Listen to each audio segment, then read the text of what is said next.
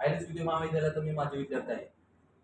गेल्या वर्षी म्हणजे 2025 साली मयूर गरुड आणि मी कृष्णा सटे आम्ही दोघांनी आयलेस विद्या महाविद्यालयाच्या फीच्या संदर्भामध्ये ज्या पद्धतीचे आनागोंदी आहे, अन्यायकारक पद्धतीने विद्यार्थ्यांकडून फी वसूल केली जात आहे, याच्या संदर्भामध्ये आम्ही कागदोपत्री व्यवहार सुरू केला. वेगवेगळ्या ठिकाणी आम्ही तक्रारी त्या ठिकाणी दाखल केल्या होत्या. उच्च न्यायालयामध्ये याचिका देखील या संदर्भात करण्यात आलेली होती.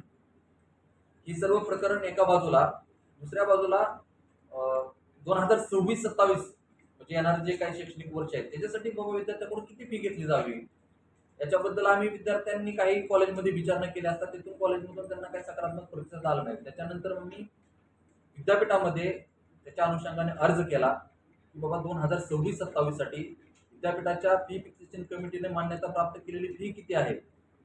8 तारखेला आम्ही अर्ज केल्यानंतर आज आम्हाला त्या ठिकाणी माहिती मिळाली काल, तर 4,300 रुपये एवढीच फी ही अदर ऍक्टिव्हिटीज फी मध्ये रिकमेंड केलेली आहे. फी फिक्सेशन कमिटीने रिकमेंड केलेली फी ही संबंधित महाविद्यालय जे ऍडेड असेल त्यासाठी बंधनकारक आहे. कशाच्या अनुषंगाने? महाराष्ट्र सार्वजनिक विद्यापीठ कायदा कलम 101(8) अनुषंगाने. तर ही फीज घ्यावी असं त्यावेळेस विद्यापीठाने सांगितलेलं आहे.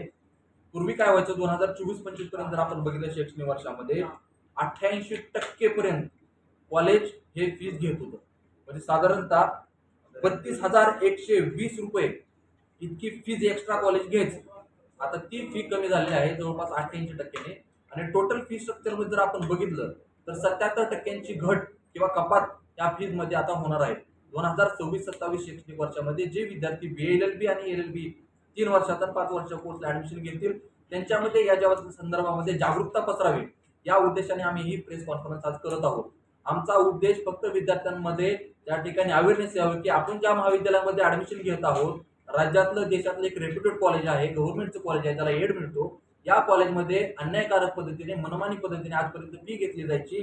मात्र विद्यापीठाने मान्यता प्राप्त करून दिलेली फी किती आहे, त्याची संख्या किती आहे, तर त्याची एकूण संख्या आम्ही त्या ठिकाणी आज विद्यार्थ्यांमध्ये अवेअर करत आहोत. जवळपास 88% ती फी कमी झालेली आहे. आयलेस रिसिप्ट जर बघितली 36,460 रुपये फी म्हणजे एका वर्षाची आपण सांगतोय इतकी घेतली जात होती अदर ऍक्टिव्हिटी फीज. त्याच्यामध्ये घेणं किती गरजेचं होतं, साधारणतः 4,000 रुपयाच्या आसपास घेतली किती जायची 36,000 रुपये. आज जर त्याच्यामध्ये कपात केली, वजावट केली तर साधारणतः 32,120 रुपये इतकी फी त्याच्यामधून कमी झालेली आहे.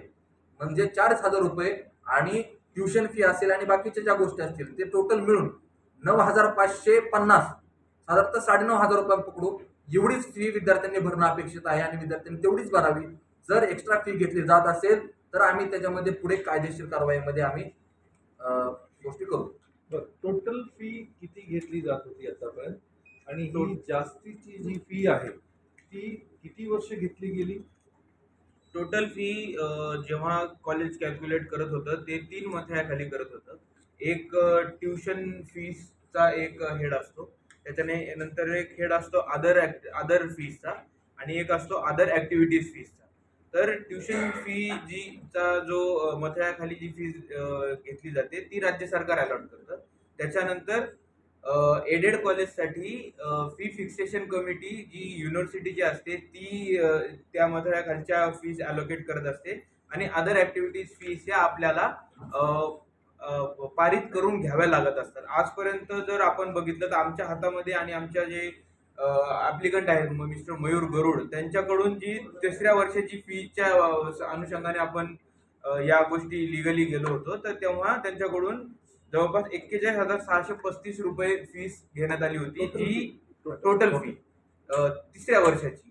तर जी जर ती या अनुषंगाने आज कॅल्क्युलेट केली तर ती 9,500च्या वर जात नाही.